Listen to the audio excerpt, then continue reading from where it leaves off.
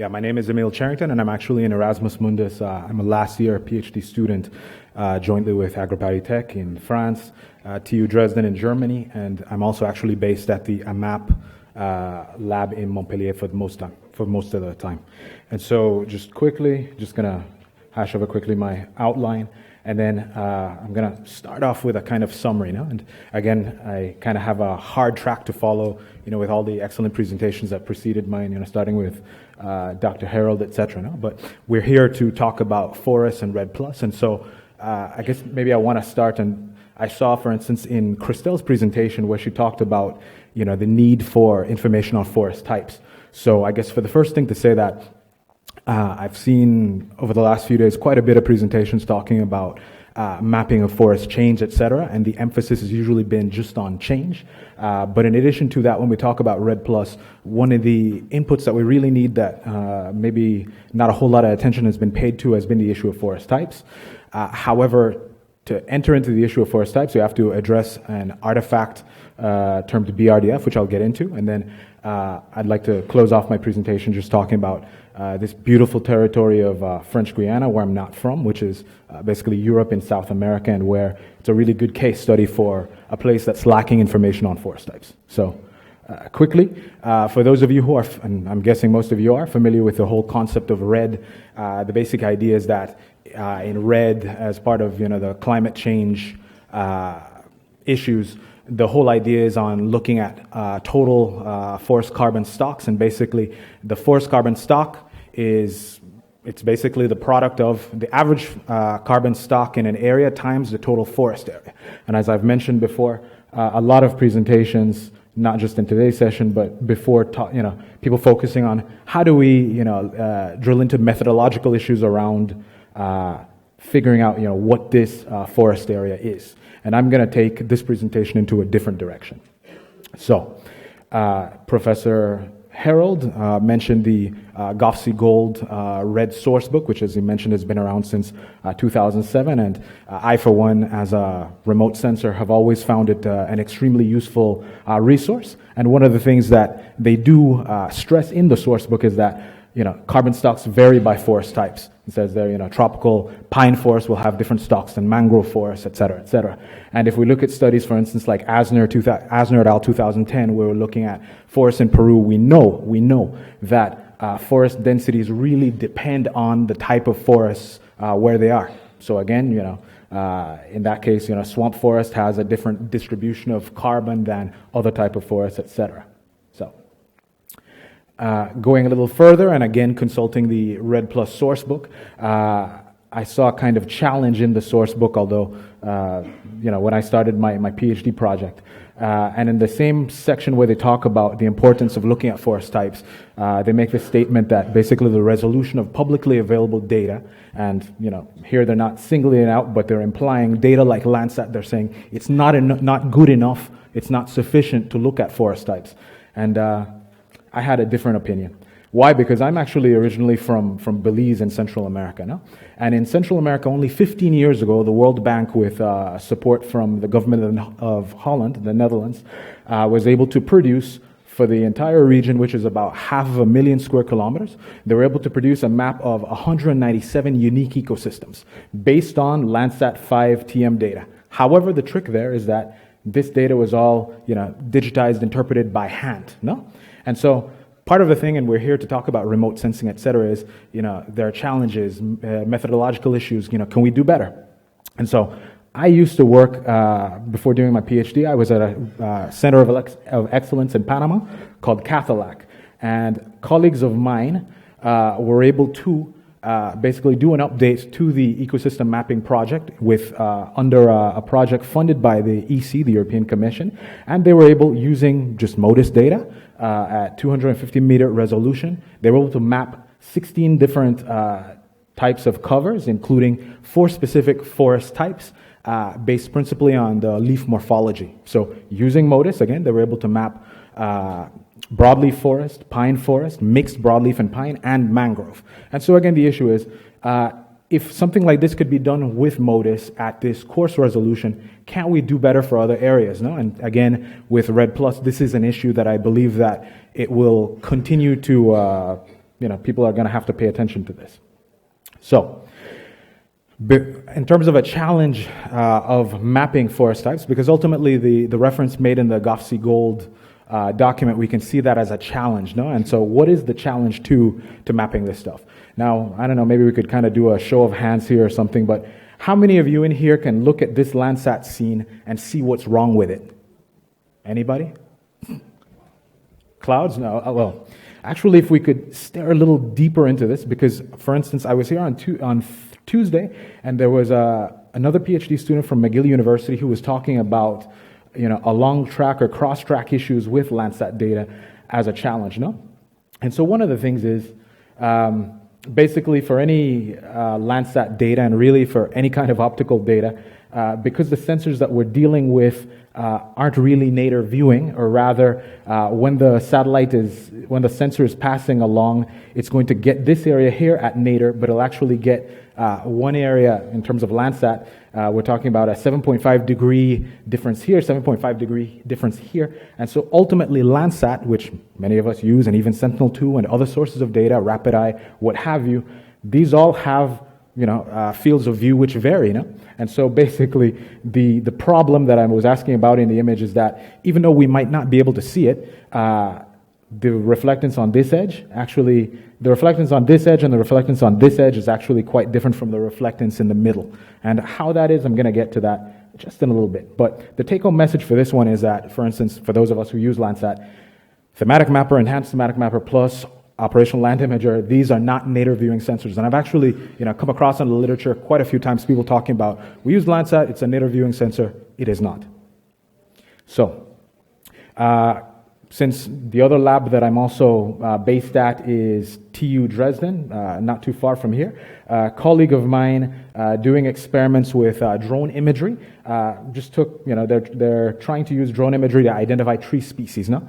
And this one here in particular really gives a good example of, the problems that we're confronting, even though it's drone imagery, but can be applied ultimately to any kind of multispectral imagery that we're dealing with. And why is that? Because most of us, I think, can see the trees on this side, because of where the sun is, these trees are shadowed, where the trees over here are sunlit. And then, here we'd have the nadir, no? And there was an article in Nature, or maybe it was Science, in 2014, Soudani and Francois, but ultimately following another article by Morton et al., which really brought up the whole BRDF issue. And if I have skipped over what BRDF is, it's the bidirectional reflectance distribution function. And again, we can see in aerial photography that BRDF is an issue. And in fact, Professor Loveland from the USGS, who gave a who was here earlier this week, he and Matt Hansen had collaborated in 2010 in a study where they were looking at what's called large-scale forest monitoring projects. And one of the things that they did review as in terms of characteristics was how many of these large-scale forest monitoring projects are taking BRDF corrections into account. And so of the different initiatives that they reviewed, they found that only 2 of them actually do so. No? And so again, just to cap off, BRDF is an issue, and I'll get into some more details of that. So again, going back to Matt Hansen and the bunch of papers he's done, in 2008, he did a study along with colleagues of forest mapping in the DR Congo, or in the Congo Basin rather. And here, here we have imagery on the left that's showing ultimately the result of BRDF. That basically, if we don't do the corrections for this anisotropy and the reflectance, what we're going to have is when we try and mosaic the images, they simply won't match. And so then he they demonstrated what happens when they used a simple correction method using MODIS imagery to correct that, and then we can get something good like that. But then, since the part of the whole discussion topic here is about REDD+, again, I was working at a center in Panama, and colleagues of ours who were working with the government of Panama and the UN REDD program there back in 2012, they bought from RapidEye this large mosaic of it's over 100 individual RapidEye images for all of Panama.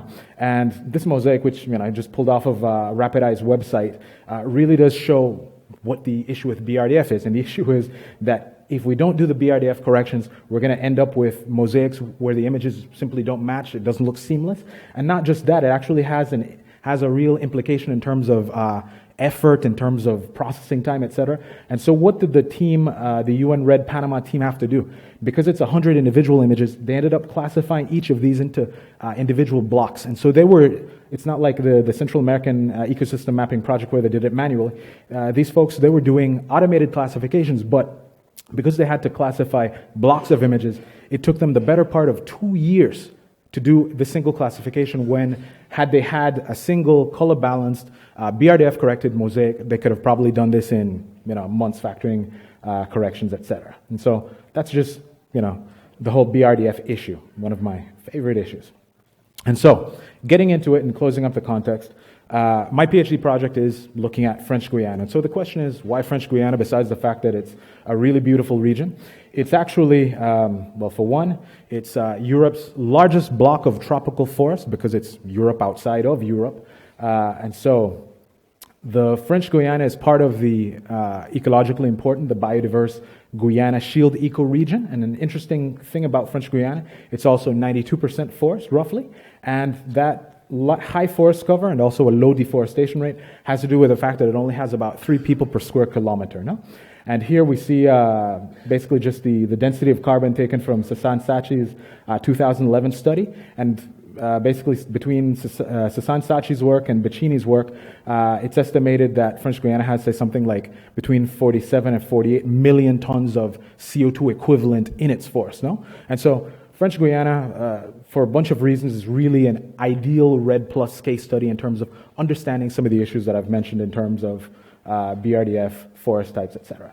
And so another interesting thing about French Guiana is where this term, the green carpet, came about. And for those of you who haven't heard the term, the green carpet, here are land cover maps coming from 3 different global initiatives. Here's the GLCC from 1993, or based on 1993 data, the GLC 2000 from our colleagues from JRC, and the globe cover from 2009. And one of the interesting things, or one of the things that perturbed the researchers I'm working with at IRD and a map, is that basically when we look at global studies of French Guiana, it just shows a big block of green, one big green carpet that's just extensive, and it just looks like, okay, there's only one type of forest in French Guiana.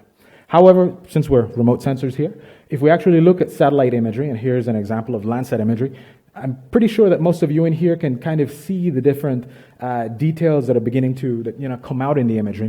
The different hints of green, which vary from one side of the territory to the other. No? And so global studies say green carpet, one big forest type, and yet the other data that we have from remote sensing tells a different story.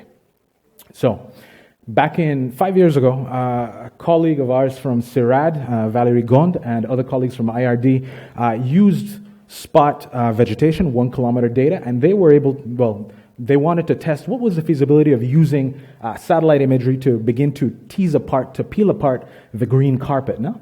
And so they were able to actually identify 5 types of forest, or 5 blocks of forest, groups of forest, which they call remotely sensed forest landscapes. And so, for instance, here, class 5, which is the lighter class on the bottom, they have open forest with palm forest. No? And so one of the conclusions coming out of this 2011 study was that with the data that they had, 1 kilometer data from spot, and they only used 3 of spot vegetation's 4 channels, they couldn't get to a finer level of detail. And so when I started my PhD project, this was kind of one of the challenges that was put to me, can we do better? No? And this is, again, what remote sensing is all about, looking at the art of the possible. No?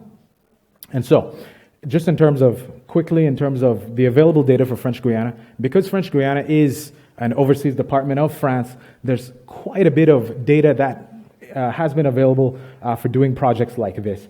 And so, for instance, just a quick list there's aerial LiDAR data, there's orthophotos, there's actually a 2.5 meter spot 5 mosaic, there's Hyperion data, there's I didn't show that one, there's ALOS, Pulsar fine beam dual pole data, there's quad pole data from ALOS Pulsar, there's Sentinel-2 data that's recently become available, and there's also Landsat data. And so just quickly in terms of what I was doing, the considerations that we had to consider trying to look at all of the forest types in French Guiana. One is coverage. We wanted data that covered the whole area. 2 is cloud cover, and 3, spectral discrimination. So the professor from CESPIO just a while ago asked a question in terms of how do we use the radar data. Unfortunately, in the case of what we looked at in terms of the preliminary work, we found that the radar data doesn't really, even the quadpole data doesn't allow discrimination of forest types that we can get using spectral data like Landsat. So just quickly, research questions. I have 2 basically.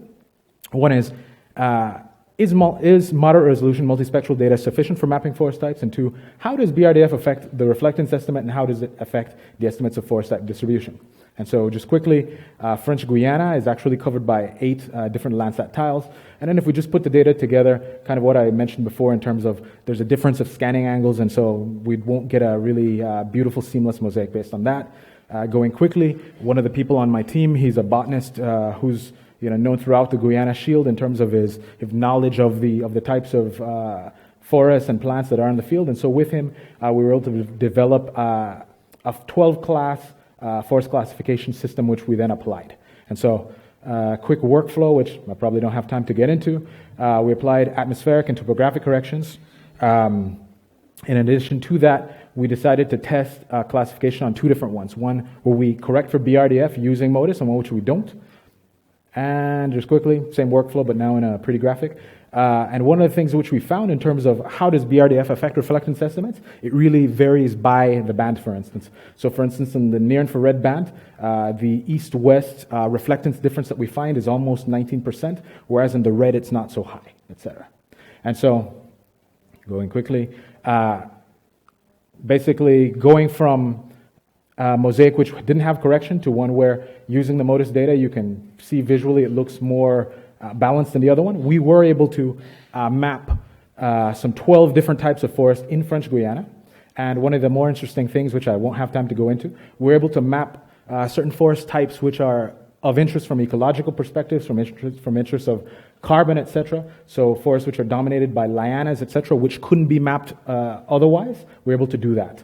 And then quickly, because I'm running out of time, if we just take, for instance, the data where we have no corrections, one where we just do atmospheric correction but no BRDF correction, and then when we combine all 3 together, one of the interesting things that we found was if we just extract forest cover data, we say forest, not forest, basically the 3 of them will give us more or less the same type of data. However, when we actually use the signatures for the different forest types and we then try to tease apart the forest types, I think you guys can pretty much see that the data that's not corrected for BRDF basically has lots of trouble in the classification, particularly along the edges of the satellite track. No?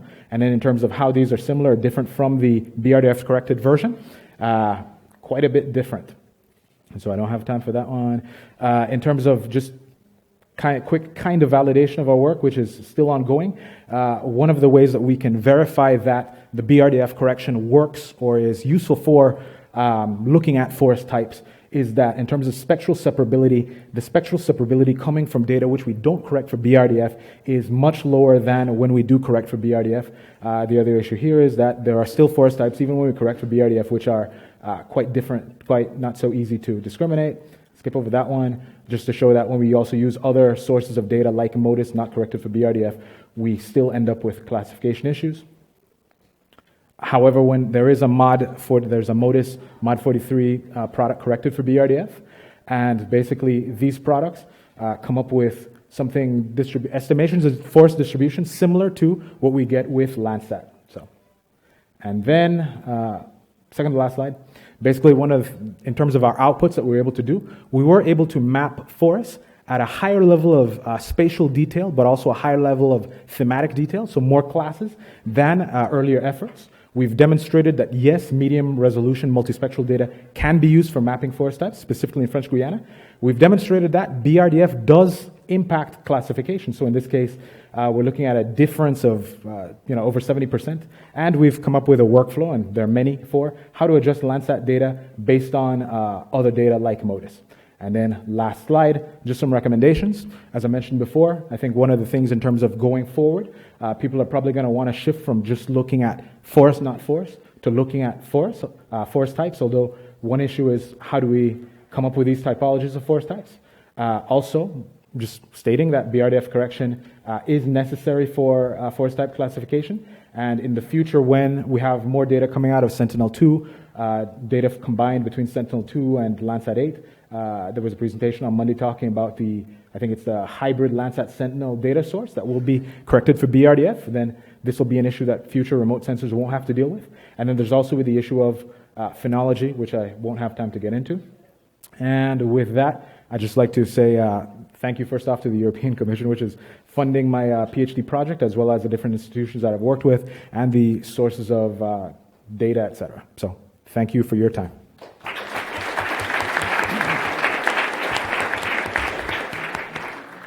Thank you very much. Since this was the last paper of this session, we can allow one question, perhaps. Yes, please. Okay, let's take these two. Yeah. Thanks for the good presentation.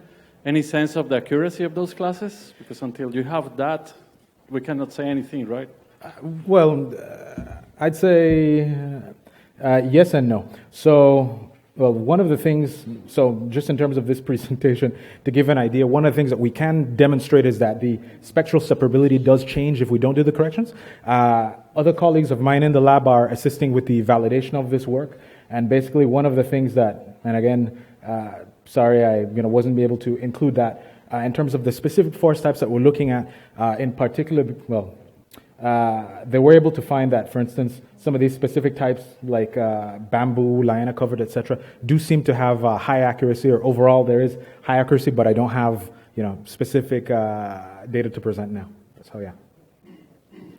Then yes.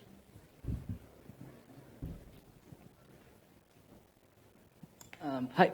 I wanted to ask you if you've tested image-based corrections of the artifact. And also I was curious about the plant data you've used for the validation. Yeah, image-based corrections, I guess, let's see. Sorry for that one. So in terms of the corrections, basically we took blocks of images together and then we generated these bias surfaces. So for instance, here we have one block of images, here we have another block, here we actually have two blocks of images, and so then we compared this to the MODIS reflectance that we have.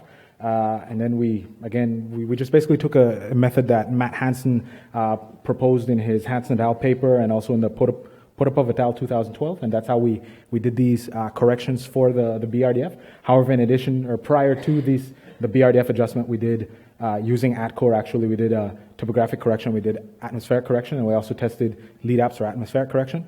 In terms of the plant data you asked about? Yeah.